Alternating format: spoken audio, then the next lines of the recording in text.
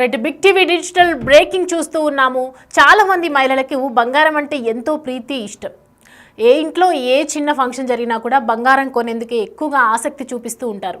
అలాంటి మహిళలకు big shock ఇచ్చింది income tax rules. So present చూస్తూ ఉన్నాము, మీ ఇంట్లో ఎంత బంగారం ఉంచుకోవచ్చు, ఇన్కమ్ ట్యాక్స్ రూల్స్ అసలు ఏంటి, అదంతా ఒకసారి చూద్దాం. భారతదేశంలో బంగారంని కొనుగోలు చేసే సంప్రదాయం చాలా పాతది, అనాది కాలంగా వస్తున్నటువంటి ఆచారం అనుకోవచ్చు. ప్రజలు బంగారం కొని ఇంట్లో భద్రపరుచుకుంటూ ఉంటారు. ఇంట్లో ఎంత బంగారాన్ని ఉంచుకోవచ్చు, ఇప్పుడు ఎలా ఉంటుంది రూల్స్ అనేది మనందరికీ ఆసక్తికరంగా మారింది. పరిమితికి మించి బంగారం ఉంచితే అసలు ఏమవుతుంది, బంగారం అమ్మితే పన్ను కట్టాల్సిందేనా, ఇవన్నీ పూర్తి వివరాలు ఇప్పుడు మనం తెలుసుకునే ప్రయత్నం చేద్దాం. భారతదేశంలో బంగారాన్ని కొనుగోలు చేసే వాళ్ళకి షాక్ ఇచ్చిందని చెప్పొచ్చు. ప్రజలు బంగారం కొని మన దేశంలో బంగారాన్ని పెట్టుబడిగా మాత్రమే కాకుండా సంప్రదాయంగా కూడా చూస్తారు. అందుకే ఏ శుభకార్యం జరిగినా కూడా బంగారాన్ని కొనుగోలు చేసే ఆచారం ఉంది. మహిళలకు ఇది అలంకారమైనప్పటికీ కూడా చాలా మంది దీనిని కష్టకాలంలో ఉపయోగపడే ఆస్తులుగా కూడా చూస్తారు. చాలా మంది బంగారం గొప్ప పెట్టుబడిగా భావిస్తూ ఉంటారు. ఇండియాలో భద్రతను దృష్టిలో ఉంచుకొని చాలా మంది బ్యాంకు లాకర్లో కూడా బంగారాన్ని ఉంచుతూ ఉన్నారు. దొంగలకు భయపడి ఇంట్లో పెట్టుకుంటే కూడా ప్రమాదం అని చెప్పి బ్యాంకుల్లో పెట్టుకుని లాకర్లో భద్రపరచుకు ఉండటం చాలా మందిని మనం చూస్తూనే ఉంటారు. అయితే ఇంట్లో ఎంత బంగారాన్ని ఉంచుకోవచ్చు, పరిమితికి మించి బంగారం ఉంచితే అసలు ఏం జరుగుతుంది, పూర్తి వివరాలు ఏంటి? భారత ప్రభుత్వ ఆదాయపు పన్ను నిబంధనల ప్రకారం ఇంట్లో బంగారాన్ని ఉంచుకోవడానికి పరిమితి ఉంది. దీని ప్రకారం ఈ పరిమితి స్త్రీలకు పురుషులకు భిన్నంగా ఉంటుంది. CBDT central board of direct taxes నిబంధనల ప్రకారం చూస్తే మీరు ఇంట్లో కొంత మొత్తంలో బంగారాన్ని మాత్రమే ఉంచుకోవచ్చు. మీరు ఈ నిర్ణీత పరిమితి కంటే ఎక్కువగా కనుక బంగారాన్ని ఇంట్లో ఉంచుకుంటే మీరు దానికి సంబంధించిన రుజువును అందించాలి. ఎక్కడివి, ఎప్పుడు తీసుకున్నారు, ఎంత తీసుకున్నారు, దానికి సంబంధించిన బిల్స్ ఏంటి, దానికి సంబంధించిన రిసీట్స్ ఏంటి, మీరు ఏ షోరూంలో తీసుకున్నారు, ఎక్కడ తీసుకున్నారు, ఇవన్నీ కూడా దానికి సంబంధించినటువంటి ఒక రుజువు పత్రాలు కానీ బిల్ పేపర్స్ కానీ ప్రతిదీ కూడా చూపించాలి. బంగారం కొనుగోలు మొదలైన వాటికి సంబంధించినటువంటి ఏ రసీదులన్నీ మీ దగ్గర ఉన్నాయి, ఎంత తీసుకున్నారు, ఎప్పుడు తీసుకున్నారు, ఇవన్నీ ఆధారాలను కూడా రెడీగా పెట్టుకోవాలి. సో మహిళలు ఎంత బంగారం మొత్తం మీద మనం చూసుకుంటే సరే ఉంచుకోమన్నారు, ఈ బిల్స్ చూపించమన్నారు, పరిమితి మాత్రమే వరకే కొనుక్కోమన్నారు, పరిమితి వరకు మాత్రమే దాచుకోవాలి, పరిమితి వరకే ఇంట్లో ఉంచుకోవాలని చెప్తున్నారు. కానీ ఎంత దాచుకోవాలి, ఎంత పరిమితికి ఉంచుకోవచ్చు, ఎంత పన్ను కట్టొచ్చు, ఇవన్నీ డీటెయిల్స్ మనం ఇప్పుడు తెలుసుకునే ప్రయత్నం చేద్దాం. ఆదాయపు పన్ను చట్ట ప్రకారం చూసుకుంటే కనుక వివాహిత మహిళలు ఎవరైతే ఉన్నారో తమ వద్ద 500 గ్రాముల బంగారాన్ని మాత్రమే ఉంచుకోవచ్చు. పెళ్లి కాని మహిళలకు మాత్రం ఈ పరిమితిని 250 గ్రామ్స్కి మాత్రమే చేసింది. అలాగే అదే సమయంలో పురుషులు 100 గ్రాముల బంగారాన్ని మాత్రమే ఉంచుకోవడానికి అనుమతి ఇస్తుంది. సో ప్రజెంట్ మరి వారసత్వంగా చాలా రోజుల నుంచి ఎంతోమంది మా తాతలు కావచ్చు, తండ్రులు కావచ్చు, మా అత్తగారు కావచ్చు, మా అమ్మగారు కావచ్చు, ఎంతోమంది మన కోసం బంగారం కొనిపెట్టి ఉంచారు. వారసత్వంగా దీన్ని ఈ బంగారం మరి ఉంటుంది, దానికి సంబంధించి మనం పన్ను కట్టాలా కట్టొద్దా అనే డౌట్ అందరికీ వస్తూ ఉంటుంది. మీరు డిక్లేర్ ఆదాయం లేదా పన్ను రహిత ఆదాయం నుండి బంగారాన్ని కొనుగోలు చేసి ఉంటే కనుక మీరు చట్టబద్ధంగా బంగారాన్ని వారసత్వంగా పొందినట్లయితే కనుక మీరు దానిపై ఎలాంటి పన్ను చెల్లించాల్సిన అవసరం లేదంటూ శుభవార్త చెప్పింది. సో ప్రజెంట్ చాలా మంది ఇప్పుడు ఇబ్బంది పడుతూ ఉంటారు. వారసత్వంగా తీసుకున్నటువంటి బంగారంకు ట్యాక్స్ కట్టాలంటే చాలా కష్టం. చాలా మంది దగ్గర బంగారం వారసత్వంగా తల్లిదండ్రుల దగ్గర నుంచి కూడా ఎంతో బంగారం ఉంటూ ఉంటుంది. దానికి సంబంధించి ఎలాంటి ట్యాక్స్ మాత్రం కట్టనక్కర్లేదని చెప్తోంది. నిబంధనల ప్రకారం చూసుకుంటే నిర్ణీత పరిమితిలో దొరికినటువంటి బంగార ఆభరణాలను ప్రభుత్వం జప్తు చేయదు. కానీ నిర్ణీత పరిమితికి మించి బంగారం ఉంటే మాత్రం మీరు రసీదును ఖచ్చితంగా డెఫినెట్గా చూపించాలి, పొందుపరచాల్సిన అవసరం ఎంతైనా ఉంది. సో మరి బంగారం అమ్మితే కనుక పన్ను కట్టాల్సిందేనా అన్న అనుమానాలు కూడా వస్తున్నాయి, అనే క్వశ్చన్స్ కూడా రేజ్ అవుతూ ఉన్నాయి. ఈ నేపథ్యంలోనే బంగారాన్ని ఇంట్లో ఉంచుకోవడానికి పన్ను, బంగారం ఆభరణాల హోల్డింగ్స్ లేదు. కానీ మీరు బంగారాన్ని విక్రయిస్తే దానిపై ఖచ్చితంగా పన్ను చెల్లించాలి.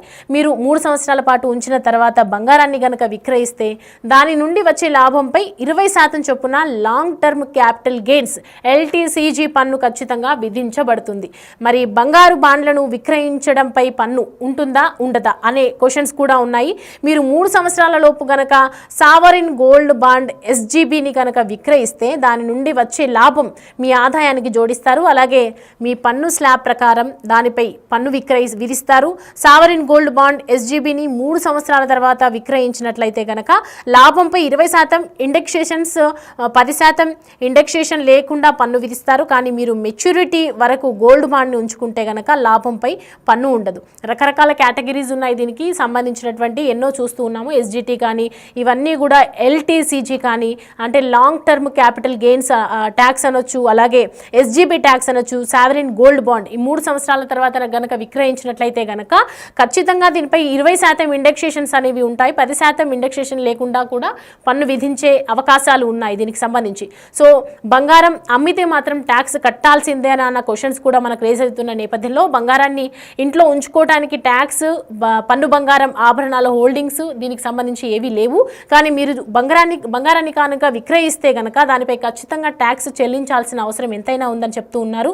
మీరు 3 సంవత్సరాల పాటు ఉంచిన తర్వాత బంగారాన్ని కూడా విక్రయిస్తే దాని నుండే వచ్చే ఎంతైతే లాభం ఉంటుందో, అంటే మనం తీసుకున్నప్పుడు బంగారం రేటు ఎంత ఉంది, దానికి మనం ఎంత పన్ను విధించాము, దానికి సంబంధించి మళ్ళీ నెక్స్ట్ 3 years తర్వాత బంగారం రేటు పెరిగినట్లయితే కనుక ఖచ్చితంగా దాని మీద ఎంత లాభం అయితే వస్తుందో దానికి 20% వరకు మనం పన్ను ఖచ్చితంగా కట్టాల్సి ఉంటుంది. దాన్నే long term capital gains LTCG పన్ను అని అంటారు. దాన్ని ఖచ్చితంగా దాన్ని ఎప్పుడు తీసుకున్నామో డిస్టెన్స్ ప్రకారం కనుక రేటు, అప్పుడు ఒకవేళ తక్కువ రేటుకి తీసుకొని గత 3 సంవత్సరాల తర్వాత మళ్ళీ 3 సంవత్సరాల తర్వాత కనుక ఖచ్చితంగా రేటు పెరిగితే కనుక ఆ 3 సంవత్సరాల లోపు ఎంత పెరిగింది, అప్పుడు ఎంత ట్యాక్స్ కట్టామో అదంతా తీసేసి ఇప్పుడు పెరిగినటువంటి రేటు దృష్ట్యా 20% మాత్రం LTCGని విధిస్తుంది పన్ను. ఖచ్చితంగా అది కట్టాల్సిందే అని చెప్తూ ఉన్నారు.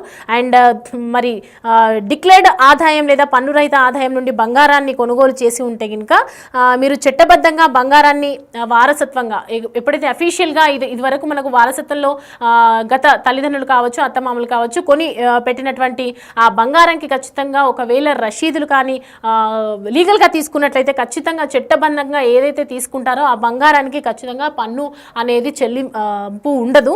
మీరు దానిపై ఎలాంటి పన్ను చెల్లించాల్సిన అవసరం అయితే ఖచ్చితంగా లేదు. అలాగే నిబంధనల ప్రకారము నిర్ణీత పరిమితిలో దొరికినటువంటి బంగారు ఆభరణాలను మాత్రం ప్రభుత్వం జప్తు చేయదని చెప్తోంది.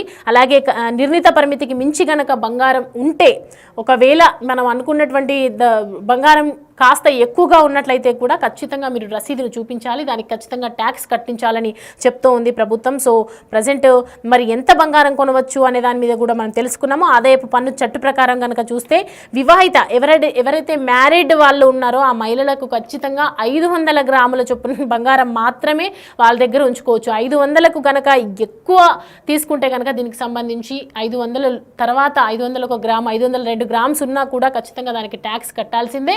దానికి సంబంధించిన బిల్స్ చూపించాలి, దానికి సంబంధించిన రసీద్స్ ఉండాలి కంపల్సరీ. ఎంత ట్యాక్స్ కట్టాము, దానికి సంబంధించి మనం ఎంత పన్నుని పే చేసాము, ఏ రకంగా తీసుకున్నాము, ఎక్కడ తీసుకున్నాము, ఇవన్నీ కూడా ఇన్కమ్ ట్యాక్స్ ఖచ్చితంగా సబ్మిట్ చేయాల్సి ఉంటుందని చెప్తూ ఉన్నారు.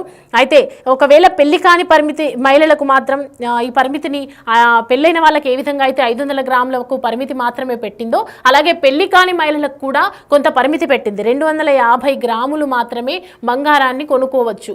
దానికి మించి ఎక్కువ పెట్టుకుంటే మాత్రం ఖచ్చితంగా దీనికి సంబంధించి కూడా యాక్షన్స్ ఉంటాయి. దీనికి సంబంధించి ట్యాక్స్లు పే చేసుకోవాలి. అన్నీ కూడా దీనికి సంబంధించినటువంటి ఏదైతే అమల్లో ఉన్నాయో అవన్నీ కూడా చూపించాలి, రసీద్ చూపించాలి, బిల్లు చూపించాలని చెప్తూ ఉంది.